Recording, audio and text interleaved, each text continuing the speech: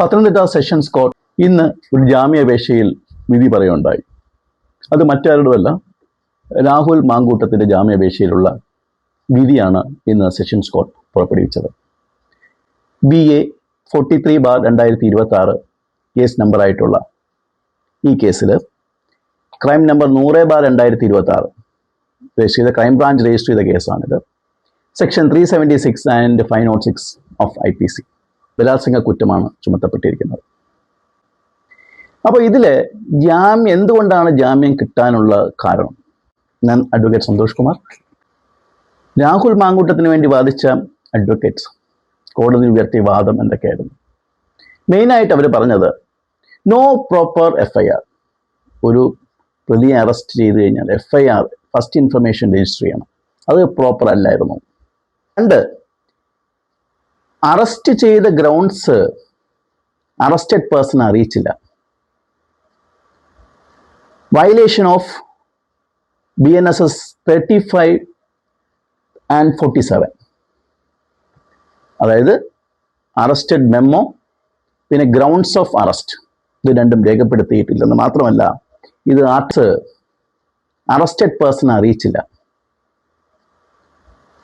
Violation of BNSS 35 and 47, അതായത് arrested memo പിന്നെ grounds of arrest ഇത് രണ്ടും രേഖപ്പെടുത്തിയിട്ടില്ലെന്ന് മാത്രമല്ല, ഇത് ആർട്ടിക്കിൾ 22 ഇന്ത്യൻ കോൺസ്റ്റിറ്റ്യൂഷൻ ആർട്ടിക്കിൾ 22ൻ്റെ ലംഘനമാണെന്നും കോടതിയിൽ വാദിച്ചു. കൂടാതെ അവർ വാദിച്ചത് ഇവർ തമ്മിൽ കോർഡിയൽ റിലേഷൻഷിപ്പ് ആയിരുന്നു. അത് തെളിയിക്കുന്ന ചില രേഖകൾ കോടതിയിൽ പ്രൊഡ്യൂസ് ചെയ്തു.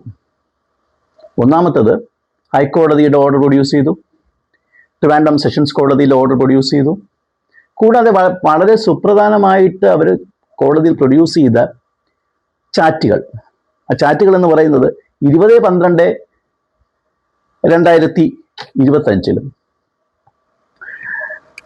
16/10/2025 ചാറ്റുകൾ, ഈ 2 ചാറ്റുകളും കോടതിയിൽ പ്രൊഡ്യൂസ് ചെയ്യുകയുണ്ടായി.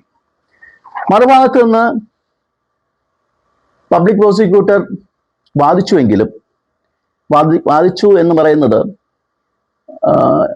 രാഹുൽ മാങ്കൂട്ടം ഒരു ജനപ്രതിനിധിയാണെന്നും അതുകൊണ്ട് ജാമ്യം കൊടുത്തു കഴിഞ്ഞാൽ എവിഡൻസ് ടാമ്പർ ചെയ്യാൻ കാരണമാകുമെന്നും പൊളിറ്റിക്കൽ ഇൻഫ്ലുവൻസ് യൂസ് ചെയ്ത് സാക്ഷികളെ സ്വാധീനിക്കുമെന്നും കോടതിയിൽ വാദിച്ചുവെങ്കിലും കോടതി അതെല്ലാം തള്ളിക്കളയാണ് ഉണ്ടായത്. കോടതി രാഹുൽ മാങ്കൂട്ടത്തിന് ജാമ്യം അനുവദിച്ചു.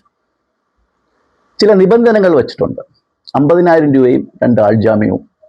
എല്ലാ ശനിയാഴ്ചയും ഇൻവെസ്റ്റിഗേഷൻ ഓഫീസറിന് മുന്നിൽ പോയി സൈൻ ചെയ്യണം, അന്വേഷണമായിട്ട് സഹകരിക്കണം. കൂടാതെ തെളിവുകൾ നശിപ്പിക്കാൻ പാടില്ല, സാക്ഷിയെ സ്വാധീനിക്കാൻ പാടില്ല. അങ്ങനെ ചെയ്തു കഴിഞ്ഞാൽ ഈ ജാമ്യം തള്ളുന്നതായിരിക്കും.